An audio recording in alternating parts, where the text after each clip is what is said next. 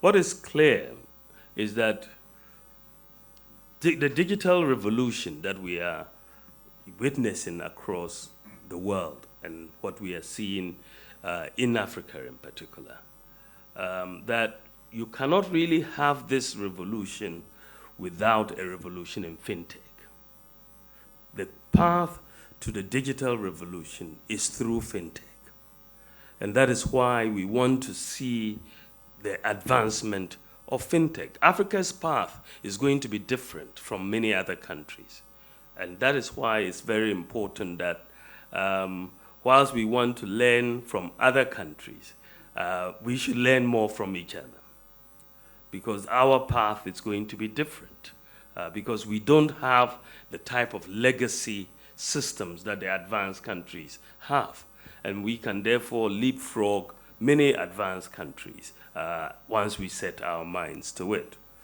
I'm very, very encouraged with what we are seeing in terms of the African Continental Free Trade Area and the PAP system that is coming up to encourage payments.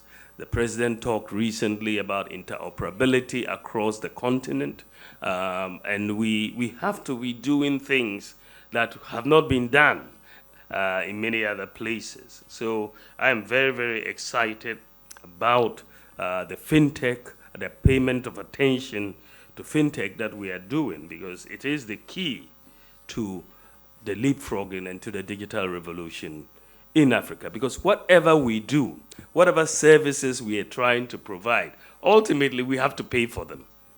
Ultimately, whether it's in the hospital, whether it's in the passport office, whether it's at the port, you have to end up paying, right? So the payments ecosystem must support the digital revolution. Without it, the digital revolution will be stuck.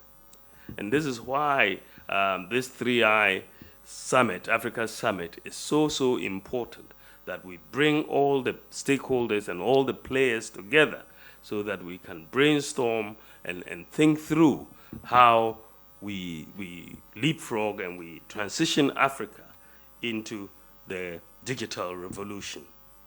Indeed, the investment and innovation undertaken by government and its concomitant positive impact on the lives of the citizenry, as well as the efficiency in operations of various relevant institutions, cannot be overemphasized. This therefore denotes the fact that digital transformation is an inevitable necessity, an appropriate system, a flexible response to emergencies, challenges, and needs, and a means used to achieve economic and social development. I would like to reiterate the government's statement earlier that government will be setting up a fintech innovation fund to support startups and other fintechs, because what is clear, most of the digitalization that we are seeing is homegrown. This is driven by local fintechs and local IT firms. So the know-how is here. The innovation is here. Usually they lack the capital to take these innovations to make the sort of impact. So they need the investment.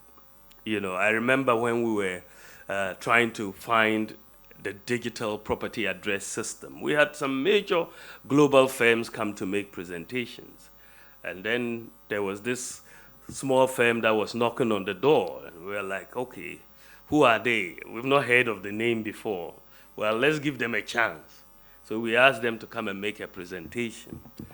And where are they from? They were from Dansuman. Dansuman. And they were competing against all these firms from the UK and all of these places. So, well, we gave them a chance. Now they made the presentation and they blew everybody out of the water. I mean, just completely blew everybody. And we said, look, this is really what we need. So we give people the chance, you give them the opportunity, they will really fully transform. And so we are very, very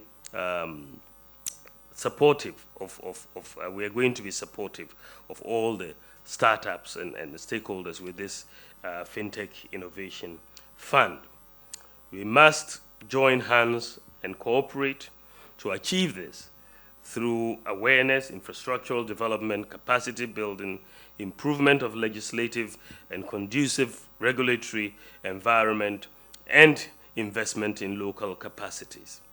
I therefore urge all stakeholders to come on board to support and participate in the upcoming 3i Africa Summit to make it a memorable one while achieving its full benefits.